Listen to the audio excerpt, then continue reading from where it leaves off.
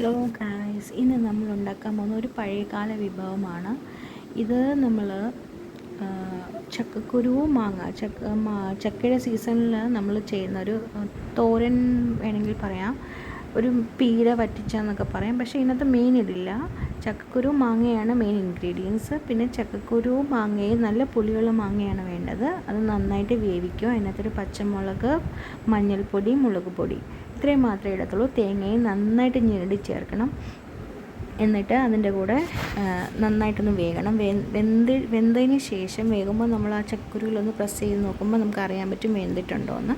മാങ്ങ പെട്ടെന്ന് വീഴും, ചക്കക്കുരുവാണ് ഇച്ചിരി വേഗം താമസിക്കുന്നത്. വെന്തതിന് ശേഷം നമ്മൾ ഒരുക്കി വെച്ചിരിക്കുന്ന അതിനു വേണ്ടിയുള്ള അരപ്പെന്ന് പറയുന്നത് തേങ്ങ, ചുമന്നുള്ളി, കറിവേപ്പില, മുളക് പൊടി, മഞ്ഞൾപ്പൊടി, ആവശ്യത്തിന് ഉപ്പ്, ഇത്രയും നന്നായി കൈകൊണ്ട് ഞെരടി യോജിപ്പിച്ചതിന് ശേഷം നല്ല പുളിയുള്ള മാങ്ങ വേണം. നമ്മുടെ ഈ വെന്തിരിക്കുന്ന ചക്കക്കുരുവിലും മാങ്ങയിലും കൂടെ ചേർത്തിട്ട് നന്നായിട്ട്, അധികം വെള്ളം ഒഴിക്കല്, പാകത്തിന് വെള്ളം ഒഴിക്കണം. ആ ചട്ടി ഒന്ന് ചെരിച്ച് നോക്കുമ്പോൾ അറിയാൻ പറ്റും നമ്മൾ എത്ര വെള്ളം ഒഴിച്ചിട്ടുണ്ടെന്ന്. അതിൽ കൂടുതൽ ഒഴിക്കല്.